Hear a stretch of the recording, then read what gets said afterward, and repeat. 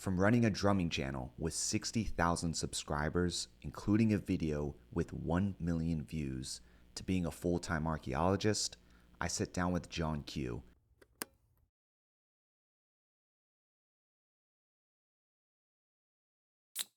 So, heads up everyone, John hasn't had his coffee. He hasn't been able to find coffee. You know, I asked Colin Johns yesterday in an interview what his favorite coffee is, Sumatran or Ethiopian. He's like, Sumatran? I'm like, well, why? He goes, I don't really know much about coffee. I'm like, really? Colin Johns? So I was kind of bummed that he was very sweet about it, though. He was like, yeah, I just kind of drink like Maxwell House style coffee. You know? Oh, really? Yeah. Damn. And I've had a long history with coffee. If I don't have coffee like this morning, I don't know what I'm going to do with myself. It's going to be quite the interview. Damn, well, this is going to be a rare take. Uh-huh. This is going to be a great opportunity. Non-coffee John. Have you ever had Death Wish? I've seen it. Remind me what it is again, though. Is it Had like the twice highest as caffeine? milligram count, and I didn't know that when I first got into coffee. Uh-huh. And I was just like, I've never really been like super into coffee. I have it when I need it, but it's all like contextual. Right. And then once I had it, I had the worst jitters, and I was like, I'm never drinking coffee again. I was like, Yeah. I can't handle this. The anxiety, like, my anxiety's already like here. Baseline is here. Uh-huh. And then Death Wish just, I can't even reach that high. It's crazy. Yeah. I don't like the jitters, but I rarely get it anymore. Oh, really? Yeah. That's good. Well, damn, dude. I didn't know I was going to get this. Yeah. This all just kind of fell together. Yeah, this is sweet. So the JOOLA water bottle. Did you get one yesterday? I was looking at them and I was like, are these free for the grabbing? And Yeah, just grab it. yeah. Tomorrow, today, I'll do it. Yeah. It's a dope event. Glad you're here, dude. Yeah. Good to see you, Brian. I'm actually not surprised at all that you're here. You should have been at the first one, probably. So you were here last year, too? Yeah, last year was in Maryland. In Maryland. A little less exciting, Yeah. but still cool. yeah. I can't remember your content from that trip. Did you interview the pros and Yeah, all that? I did, except I didn't have the same equipment that we have now, so it came out terrible. Like, the audio came out terrible, so I just ditched the interviews and I just did it was just kind of like a vlog style of like recording everything from the event. People were playing, like Steve Kuhn was there. I'm trying to think of who was there then that isn't here now. Yeah, like Kuhn was there. Of course, like Chris and Will. Chris and Will were the only paddle reviewers. Pickleball Central was there, Pickleball Clinic. Okay. Yeah, it was Nice. cool though. They're planning to review a bunch of new releases in April. Did we get any hints? Well, I mean, we're here at the JOOLA event, so these are going to be one of probably the biggest release in April. We've got several others that are kind of hitting the market. So you may have noticed, people who watch paddle reviews, that people like myself and Chris and Braden, other paddle reviewers, been kind of silent on paddle reviews for the first quarter, 2024. And there have been some releases. Gamma released a few. Their Airbender's good, and I've been meaning to review that. But for the most part, we've been pretty silent because there haven't been a lot of new big releases. But April, they're going to hit hard. So we've got the JOOLA Alpha versions of the paddles. This may be released in April. I don't know if I should talk about it, but there's a new carbon paddle that might be pushed to May. Engage has some new stuff coming out. Oh, damn. And I'll check with Engage before we Yeah. we might have to clip this out. Who else? There are a couple others that are slipping my mind right now, but yeah, those are the big three. How do you start the process for reviewing a brand's paddle? Especially one of these bigger brands where like they might not be the first to reach out to you. Yeah, well, I mean, my old method, before I had connections with the companies, was either if I heard before the release, I'd reach out to them. Sometimes they'd send me one. If it was already released and I didn't have a relationship with the company yet, I had a affiliate with Vatic Pickleball. Sometimes I'd go through them. And other times I just buy the paddle and, hit it myself. Now I think I've got relationships with almost all pickleball paddle companies, right? So I'm lucky in that regard. So they usually do send me stuff pre-release. And, we need, unless we're doing a initial impressions, first look video, we need a couple of weeks at least with the paddle to A, run the metrics, and B, hit with it, get our impressions. And 2 weeks is kind of a minimum at that point. Dude, I remember like I would see your content early on because you started your account in September 12th, 2022. Yeah, that or at seems least about that was right. like the first video that was released. Right.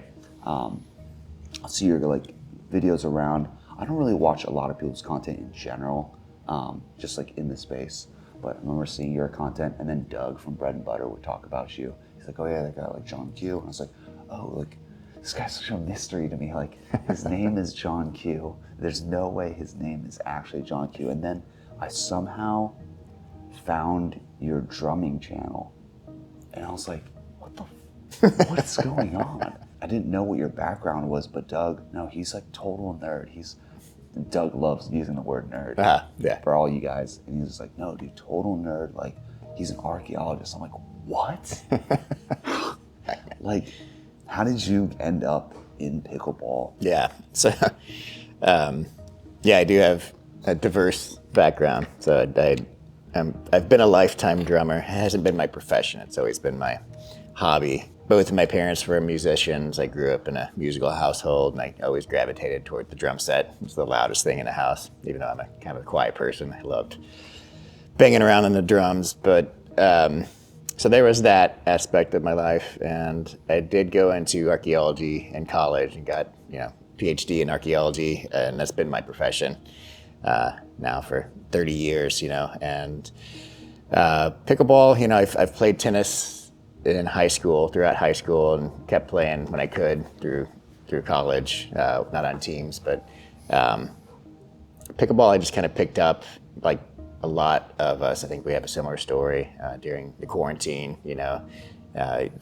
Found some friends that had these paddles, and I'm like, what is this crazy game? And you get hooked. And so there's that. So I kind of go deep into each of my hobbies, and I already had the drumming background, and I do have a drum channel, which I guess you found. And I went by JohnKew on the drum channel too. And I did like really kind of progressive, really kind of difficult drum covers on that. I already had a YouTube channel set up, and when I got into pickleball, and all of my interests are kind of merging here for archaeology, I analyze stone tools. So I have the microscopes, and I do all the metrics on the stone tools and that sort of thing. And I started getting interested in pickleball paddles when I was playing, and I started looking under the tape, under the grip, under the tape of the handle, and like, wow, these things are just kind of poorly made. This is back during the Gen 1 cold layered sandwich paddles, right? And I was like, they're kind of like children's toys. What's going on with these? And I just kind of got more and more interested in paddle technology, and put up a video. My first video, and toward the end of 22, was a review of the ProKinetics Pro Spin. And that was the one where they put like kind of strings under the surface. You can kind of see the textured strings through the surface, and the idea was going to increase spin. And I tested it. I was watching Chris Olsen's videos and seeing how he got the RPMs, and tried that method myself, and put it up, and contacted Chris, and I was like, hey, I used your method. And it's funny watching that video now. Your first videos are always horrible, right? And I had no ambition that I was gonna do anything more than put up one video, and my friends would laugh at me, and I'd move on. And I put up another video, and that gained a little traction. And I think the third or fourth video, and was when I was like, well, okay, I guess there's an audience here, and here we are today. Yeah, you've taken like a different approach. I was talking to Chris about that in like our conversation we had yesterday. For most of the top reviewers have their own approach. You're gonna get some of the same information, which makes sense because you're doing like reviews, and you guys have also been like credited with like standardizing some of the process or terminology, which Did you catch any inspiration from like either of those guys aside from Chris doing his like spin test that has kind of driven the way you do reviews? So how many of you make your bed every morning? Good question, huh? This is ad number 5 with BreadNButter. I'm only doing 6 of these. And if you didn't see the previous 4, Doug is only giving out these discount codes for the first 10 people that use them. If you haven't already heard, multiple reviewers have already reviewed the Shogun. The Shogun is BreadNButter's latest creation. It's a carbon titanium paddle and it's getting very positive reviews. So if you like BreadNButter's products and you're looking for a discount code, I got you. It is BP25E as in Edward, BP25E. Yeah, for sure. I mean, I think, Braden and Chris and Will have all had a big influence on me, and I think we've communicated, for a while now, and I think we've influenced each other, and we've kind of all, even though we all have our kind of specific niche and we do things a little differently, we're all kind of on the same page in terms of where we see paddle technology moving, how we are able to record the metrics on paddles and that sort of thing. Early on, Chris's RPM stuff, he's the first one to use the Starrett. He had a Starrett for a while. I never got a Starrett because we didn't end up using much of those in our videos, but the graffiti twist weight and swing weight machine is another one that Chris started using. I can't remember if Braden or Chris first used it, but that influenced me to, at one point I was like, I'm good. I'm not going to buy one of these graffitis. I think they're like $300. I'll just use Chris and Braden's data. It is funny to think back at that point that at some point I was like, I'm not going to be that really techie person. I'll let them do it. And now I just went off the deep end with tech, right? So I have my database is, I'm doing more, I think, in the database in terms of deep dive into the paddle technology than anybody else is willing to do. So the big influences, particularly Braden and Chris's database. I think Braden has been credited with contributing swing and twist, I believe. One of those at the very least. And Chris, spin test, and I think it's power and pop, right? Yeah, I think on a couple of videos early on, I started defining power and pop. And this was even before I started measuring them with a radar gun. And the idea was that power, you can kind of feel it on the court when you're playing with the paddle. If you're at the baseline, you're taking full swings with the serve or drives. That's how the paddle behaves at the baseline. You bring the same paddle up to the kitchen and you're starting to get in those hands battles. You're doing counters and punch volleys and that sort of thing. Sometimes the paddle can be really hot at the kitchen and you're not getting much from the baseline on the bigger shots, or vice versa. You're getting a lot from the baseline, but at the kitchen it feels soft and kind of sluggish, right? So that's the idea behind power and pop. Power is the force generated on the ball with full swings, like drives and serves, and then pop is the force from shorter swing paths, like punch volleys and counters. And then I started measuring that with radar guns and plotting that between different paddles, and there's not a linear relationship between power and pop. And sometimes you have both on one paddle, like the Gearbox Pro Power series, and sometimes it's inverted where you have a lot of power and very little pop, or vice versa, and then sometimes it's kind of all over the place. So it's just something that we started tracking, and it sort of became common language in pickleball. So yeah, it's awesome. Everything you guys started adding in the reviews has now become standardized and common language. And again, talking to Chris about it yesterday, it now holds these companies to a certain standard.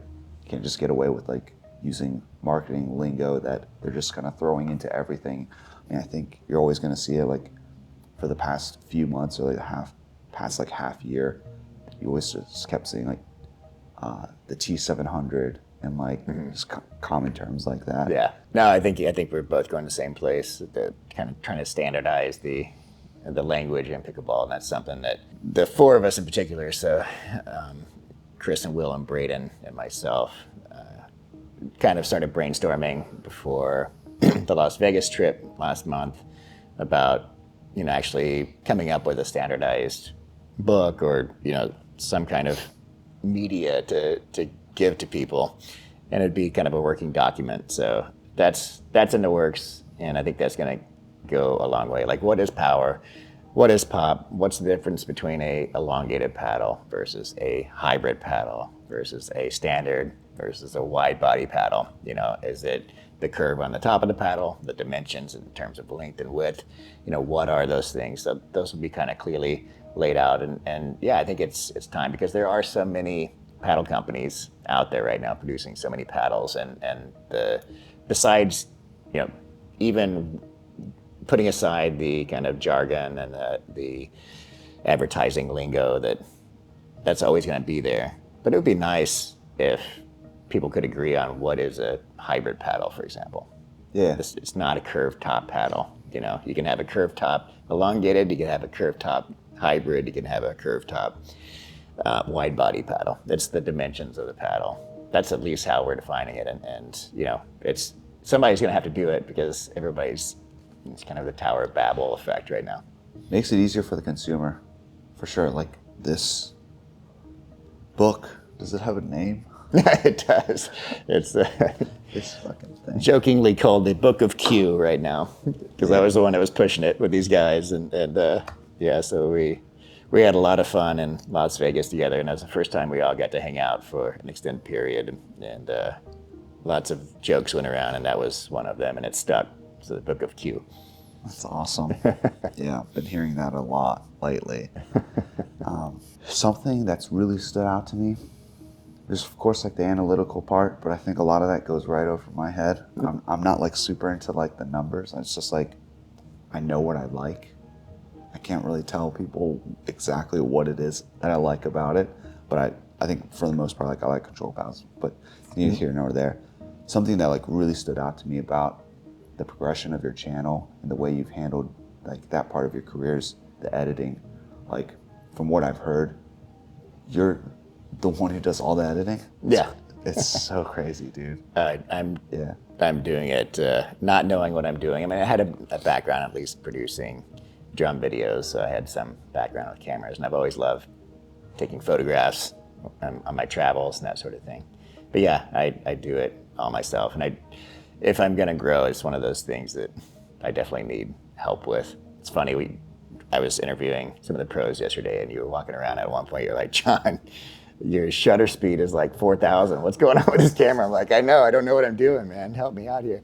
So yeah, that's definitely something that sometimes I get lucky and the videos look good. Other times I'm just like, man, what am I doing here? I don't know what I'm doing.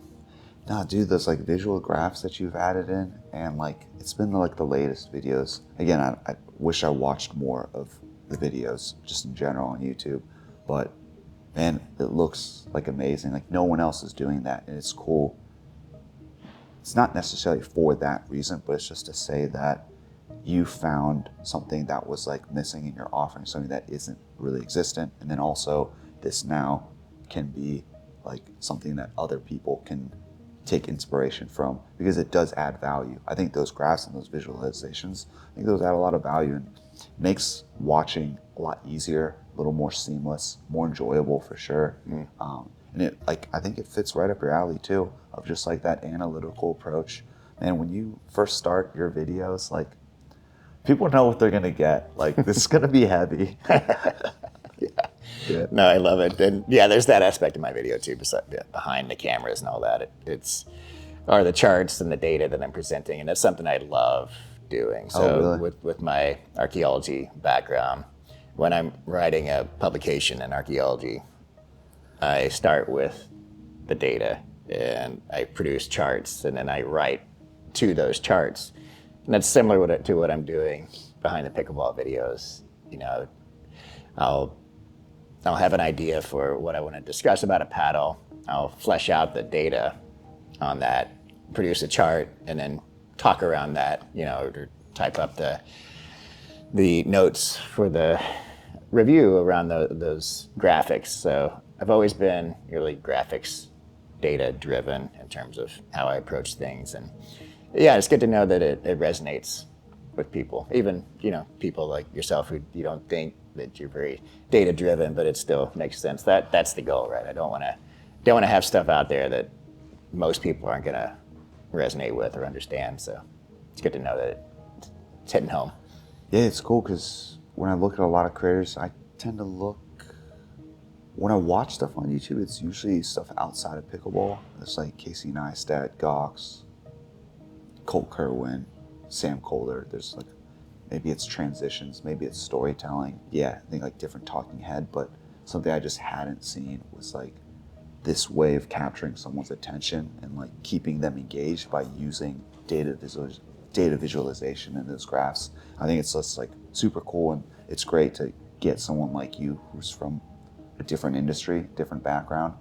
And that's like the best part, is like when people pursue different interests and then they come into a completely different like industry, they get to bring stuff over that wasn't previously there.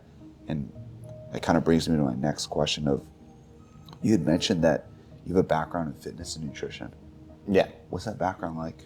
Yeah, I mean, it wasn't a professional background, so I wasn't a coach or a nutritionist or anything, but like most of my hobbies, I go deep. And in grad school, I got really into kind of the fitness nutrition scene, and ended up publishing a cookbook, a nutrition-oriented cookbook with a nutritionist named John Berardi. Yeah, so published. You awake now?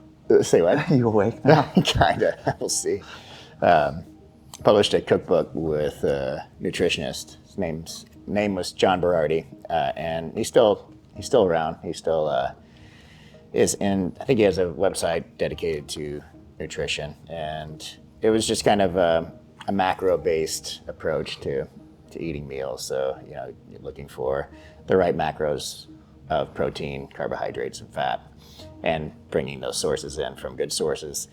And yeah, I've always kind of loved cooking, and I got into that kind of realm, and really enjoyed writing that book. So we got that, and I've always been kind of active, and the fitness and nutrition realm was kind of my jam for a while. That's crazy.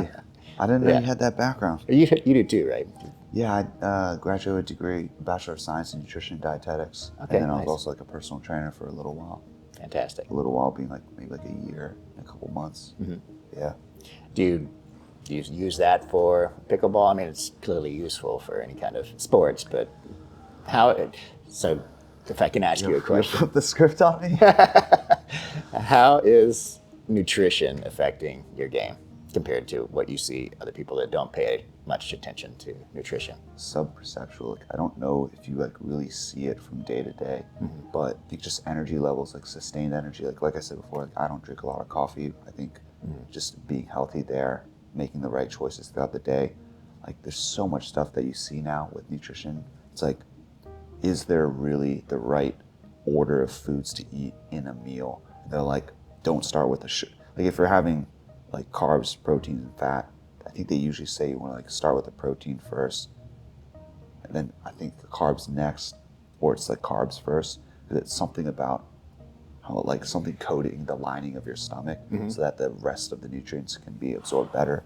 But I do think like things like that, right? Like if you're going to play a tournament, or you're going to play, if you know you're going to play a very competitive game for like 2 hours, competitive matches, probably get fats in. Like that's just like your longer sustainable energy. Then there's other days where I'm like, depending on how I ate throughout the day, I just want carbs. Like I want something like a little bit quicker, faster acting. Right. But I think like competition days, like during tournaments, usually just like stick to kind of like fats or fruits. But like sustained blood sugar energy levels, that's always been big for me. I think like hydration is always big. Like not just drinking the day of or the day before, but you want to water load to a degree, and have that like days out, or at least like even a week out. I've been eating like pretty clean for like the past like 15 years, so I've experimented with so many things, like right, like keto, just higher protein diets back when I was like trying to power lift. Yeah. Yeah, it's so hard to see like the effects day to day. Sounds like we have a very similar kind of journey through nutrition. I did the keto and powerlifting stuff, and just trying different diets, but now I have a really good idea of how my body handles different foods, and and you're still young, you can get away with eating Appreciate that, dude. total crap, and functioning on that. Yeah, I'm not just talking about body composition and looking better, but your performance, especially when you're older, can suffer, and I feel pretty lucky that I was into that before, so now I kind of know how to treat my body better. Yeah, I think the biggest thing is just like, I stopped eating pasta for the most part. Like pasta, if I eat that, like the rest of my day is like, Right. like, yeah, I think it's just like timing the foods. But yeah, I agree. Just kind of starting to make the right choices and stuff. You just kind of understand what is best for you, and then you kind of, those decisions just kind of become habits. Yeah, and a lot of us individuals, it's hard to really, in my experience, make blanket statements about nutrition to people, because different people have different tolerances to different foods. And I love beans, but they don't love me. I can eat legumes from the old. This is an interesting thing I found out about myself. I can tolerate any kind of legumes from the old world. So lentils, chickpeas, those sorts of beans, totally fine with. New world beans, so things that were domesticated in the Americas, like black beans, pinto beans, most of what we think of as beans, tear me up from the inside. So I have some kind of intolerance to beans that were domesticated in the Americas versus anything domesticated in the old world I'm totally okay with. It's crazy. Do you have an ancestral background to the old world? Yeah, my European ancestry. Yeah, so I'm like Northern and Central European. Damn. Have you heard of that? Like that diet where people just eat from like the region that they were like born from? Yeah. I mean, there's certainly something to it, right? But so that's probably the reason why I can't tolerate New World beans, because my ancestors didn't eat them right consistently. So yeah, pretty cool stuff. New World beans, never heard that term before. So one of your favorite quotes, you said, "The only wealth which you will keep forever is the wealth you have given away." What does that one mean for you? Yeah, it's kind of deep, but it resonates with me. We all have the same path in life. We're not going to live forever, and giving things to other people nourishes yourself too, right? And you take that with you forever by influencing other people and that sort of thing. So that's kind of where, that's kind of morbid and deep, but that's kind of where that goes. And it's that was from Marcus Aurelius or Epictetus, one of those two Stoic philosophers. And I've been into Stoic philosophy for the past couple of years, just kind of find it fascinating, and it kind of dovetails with a lot of the mentality aspects that I've been working on in terms of mindfulness, meditation, being present. You've probably heard of Ryan Holiday then, huh? Yeah. You've been reading his books? I've not read any books, I've just seen his stuff, yeah. Oh, you'll love his books. Yeah. Yeah, they're great. It still kind of falls under that self-help category probably, but he does a really good way of not making it too dry, and always ties the lessons back to history, tied to Roosevelt or Abraham Lincoln or Amelia Earhart, a bunch of different notable figures, and how those practices had real life examples. Yeah, Ego's Enemies, one of my favorite books. Fantastic. Before we split up today, I'll get your favorite book from him and download it for the plane. Oh yeah. Man, that guy's great. He's based out of Austin-ish. He opened up a bookshop in Bastrop. Oh really? Yeah. So next time you're in town, we'll have to go visit his store. Sweet. Awesome. Another one is, it's not what happens to you, but how you react to it that matters. Yeah, that was Epictetus. Yeah, and it's just, that's kind of the backbone of the Stoic philosophy is how your emotions give energies to your thoughts, and you can either choose to latch on to negative things, or you can let those go, and kind of your inner happiness is based on where you direct your thoughts. Yeah. And I love how it all that's the Stoic philosophy, and I love how it all kind of ties in together with even All right. Might have to move. Oh no, yeah, this is gonna be People love Vuori for a lot of different reasons. People who love it for tennis, women like it for leggings, dresses, and jumpsuits. Guys like it for golf, tennis, for board shorts, athletic shorts. If you've never tried out Vuori and you want to give it a shot, now's a great time. They actually offer free shipping on any orders of $75 or more and free returns. All you got to do is go to vuori.com/buildingpickleball and I can get you 20% off your first purchase. How was the trip to Vegas? Trip to Vegas? Yeah. It was fantastic. Yeah, so a lot of content's already been made, mostly from Chris, Pickleball Studio. It was the first time the four of us, Chris, Will, Braden, and myself, got to really hang out and get to know each other. And yeah, love all those guys. Really good guys. It's so happy to be in a space where my colleagues and I are all really good friends. There's not a unhealthy competition between us. You know, their mindset is well beyond their years. So Yeah. stoked about that. Yeah, it's funny that you mentioned that. I was talking about that with Chris yesterday of like, if there was any part within the pickleball community and then the content creator community within pickleball that I would have chosen or been lucky and fortunate to have been friends with, it's the reviewers. There's a lot of reviewers, but at least the ones that I've met and have a continued relationship with, it's like you guys. And I'm like, damn, like I could not have picked a better group. It's just solid people doing things for fun, people doing things because they want to do it the right way, like authentic, honest.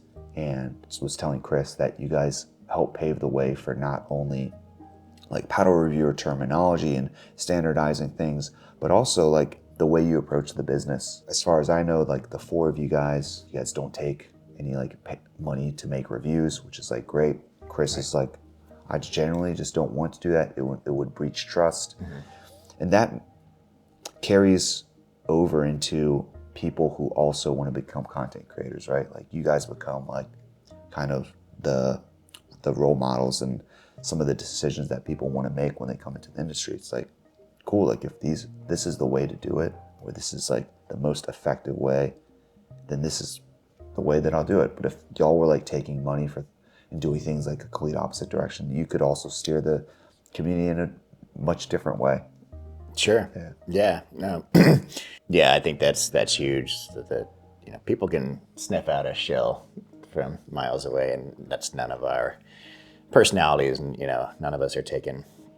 You know, Will jokes that he's a shill for Selkirk. He's employed by Selkirk, but you know, he's very open when there's any potential conflict of interest. So, yeah, none of us are being paid to do reviews or anything like that. And yeah, I think that's why we gravitated toward each other, because we each recognized in the other that you know, we're real human beings. We share similar interests, and there's pickleball space is huge, big enough for all of us. You know, no reason to get you know toxic and competitive with your colleagues, especially when they're as good of people as they are. So yeah, super happy to be in this. Yeah, it's crazy because Will is still like, he's a Selkirk employee, but he'll still say what he feels if it's a Selkirk product. Yeah. Yeah. Kudos to Selkirk for, you know, not getting all hurt about Will's honesty, you know, and I appreciate that from Selkirk. If any brand wants to be successful, they want someone who's going to be completely honest with them, especially in front of a large audience. It's like, that's some of the most valuable feedback you could get. For sure. And you usually have to pay for that. Like, yeah. Well, I guess like Will is like an employee, but even looking at like you, Chris, and Braden, those negative reviews or like not so favorable reviews, it's great. It's like, damn, we get some free feedback, product testing. Mm-hmm. What's like the impact that you want to leave on pickleball? Like, did you have any things in mind when you first started it? I didn't have anything in any end game in mind when I first started. I just kind of, like I said, got into it on a whim, and it just kind of, you know, brought me to where I am now. And I want to kind of keep that fresh mindset. I do want to plan, and I want to plan on growing and taking this as far as I can, but I don't want it to be self-limiting in the sense that, I want to have this many viewers next year at this time and be upset if I don't reach that goal, stuff like that. But, I want to continue on this path that I started in terms of being very analytical with how I view paddles and continue to kind of push the technology, metrics, performance side of pickleball, primarily paddles, but now I'm also kind of looking at balls and, however else I'm useful in pickleball with that mindset, I'm happy to continue doing it. Archaeology, it's like your full-time career. Mm-hmm. Then I think you've talked about it, how now your archaeology is kind of taking the back seat, huh? Yeah, so I've been doing this. I have a PhD in archaeology. I've been doing it for full-time for 30 years, and I love it. I'll never quit doing it. But yeah, the option is open for me amazingly to go part-time in archaeology and focus more on pickleball. And that's what I've done. I have a huge project that I'm wrapping up. This is March right now. At the end of March, this big project in Saudi Arabia is due. And after that, I'm on call with the company I work for. I'll continue.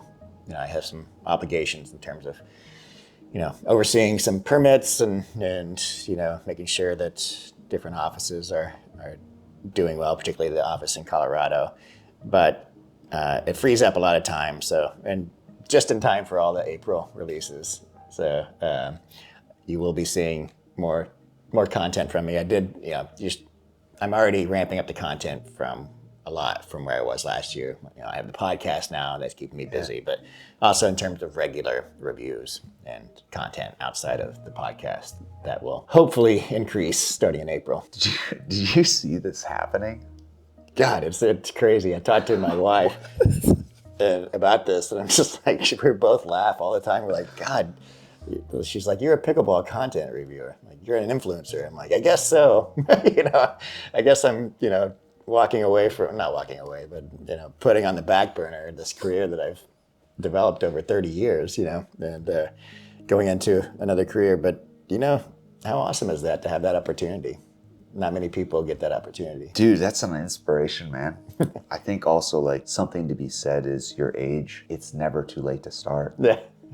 It's awesome. A lot of my friends are just like, man, aren't you too old to do this? I'm like, I would think so. Like, I don't think people want to watch somebody 51 years old, in front of a camera. But, pickleball is that's one of the unique things about pickleball, I think, is that it's a lot more open in terms of age categories. Mm-hmm. Not only do more older people play pickleball, but you go out on the pickleball court and you see that on the court as well. It's mixed. You see people, 20-year-olds playing with 60-year-olds and doing just fine. And your content and information isn't something that like pigeonholes itself to a certain demographic. Right. You just have to care about paddles, which most people do. I mean, that makes up like 80% of the sport. Like, you can't play a game without paddles. And like a bunch of the companies, I remember someone said late last year, like there's gonna be like 360 new paddle brands that just registered USAPs. Where are most of these startups starting in? What part of the community or industry? It's like paddles. Right. How do you not let that affect you of like age and coming into like a new industry late? Yeah, well, I've always, so in my archaeology career, I've always been really hands-on. I've never been one of these people that ask people to do something I wouldn't do myself. And in archaeology, that's a lot. It's like I would go out. We had these projects where we'd hit these remote areas in Colorado and Utah and Wyoming. And they were so remote that the closest hotel was 2-3 hours away. So it made no sense to drive into the project area every day, 4 hours round trip. So we'd go out and camp in these areas and survey. And it was really strenuous kind of survey over mountains, over dead trees everywhere. And, you know, I was right out there with these 20, 30-year-olds building the team, you know, consolidation and trust in each other and doing the things that I was asking them to do. And so, long-winded kind of answer to your question. You know, I'm young at heart, and I always end up in groups of younger people doing the things that they're doing too. So, you know, I have no aspiration to be a pro pickleball player. Maybe someday a senior pro, but that's that's not my goal. If it happens, fun, but that's not, and I don't think it's necessary either. You know, I think I have enough skill in pickleball to be able to say something intelligent about the paddles, and you know, and that's not just relying on my pickleball skills. It's also bringing in all the background I have from my analytical background in archaeology. So I think that dovetails well with what I'm doing, and I think people see that. You know, that's kind of why I think a lot of people trust, or the people that do watch me trust my opinions, because there's that background, and they can tell that it's relevant to what kind of they're wanting to know about the paddle. Yeah, like at the end of the day, you just share the same passion, no matter like what demographic, size, gender, whatever the other person is on the audience or receiving end.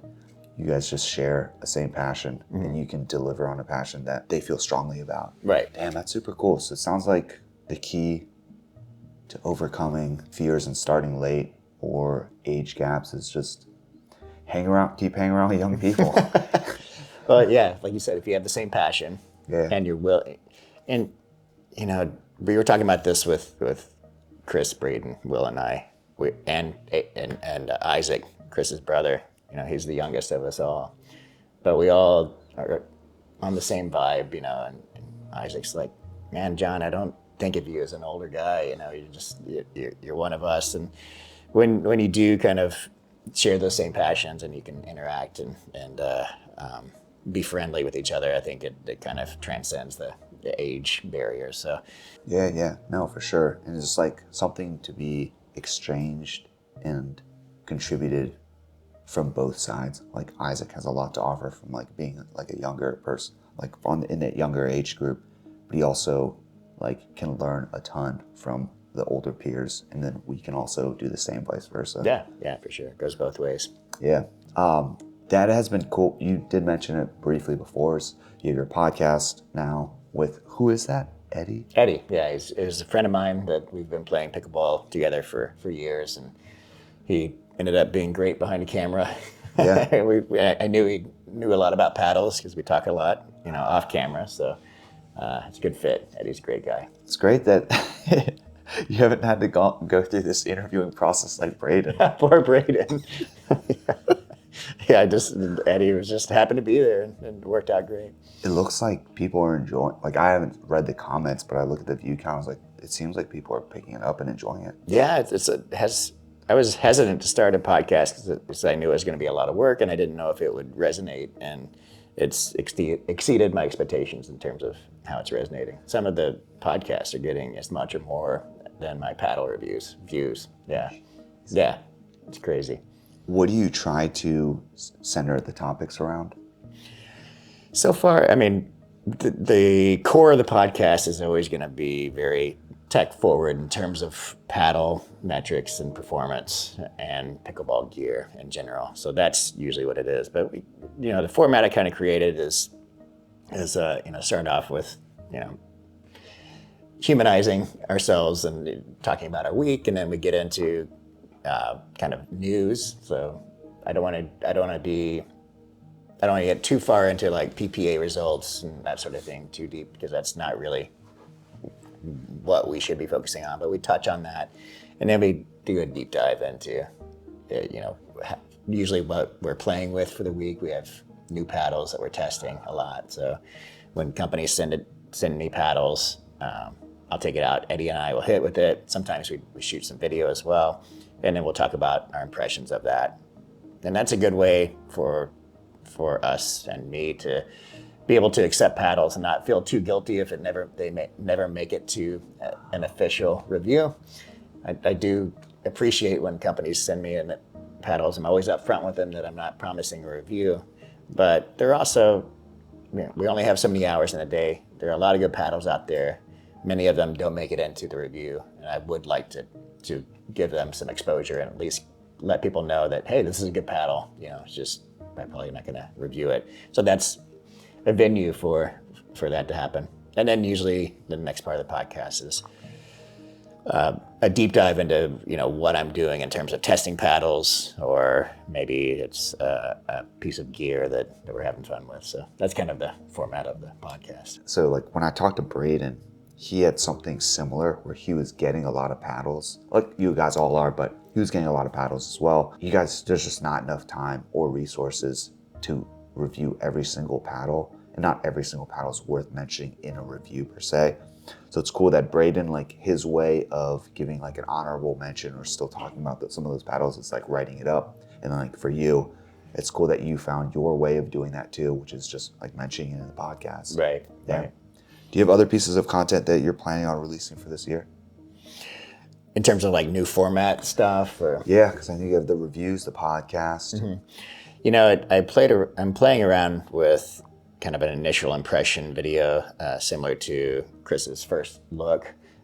I don't want to copy his format, but I tried a little bit of that with the last paddle I reviewed, the Grip Balance 1. That's one of the paddles with the weighted caps in the base of the handle. And the goal with that was to produce a video that was a little less intensive than my usual reviews. It ended up being nearly as long, so I've got to keep working on that. But yeah, that's kind of what I'd like to do. So something kind of to bridge the gap between just mentioning how a paddle plays on a podcast and a full review. I'd like to have something in the middle there that I can touch on it, initial impressions, give the metrics. I'm never going to just be like, hey, I kind of feel like this about a paddle with a review. I'm going to have charts and metrics. I'm just trying to figure out how to make those more bite-sized. Yeah. Is there anything that I haven't asked you that you wanted to talk about? I enjoyed this. You're very talented at interviewing. I saw one of your first interviews. I didn't know who you were at the time, and I was like, "Oh, this guy's good." Oh, I'm so damn. glad he's in the pickleball space. Thanks, dude. Appreciate that. Damn, that means a lot, dude. Yeah, It's always weird when you're like in the weeds of doing it, and then you're like, it's just kind of, you're just doing it, I guess. It's day to day. But then when people give you credit, it feels good to be recognized for some of the work that just flies by that you've been doing, right? Yeah, it goes by fast. Do you have a background in interviewing? No. I mean, I guess like as a UX designer, you like did some user interviews, but for the most part, no. I was always just curious about people, just like always wanting to ask them, learn. I think just the learning and the growth part, right, it's just always been important for me. But also like what I realized is I would ask the people that I would get on is I would ask things that I like really actually deep down had questions about. Right. Like one of my biggest fears of starting a YouTube channel, I guess I started when I was like 34, was like, is it too late? And that's how the question of asking you about like how you've kind of like overcome and dealt with that's just came from my own insecurity. No, it's all authentic for me, which is good. No, I appreciate it. We got day 2 today, which breakfast starts in like 15 minutes. Where can more people find out more information about you? And if you have like anything you want to plug, platform is yours.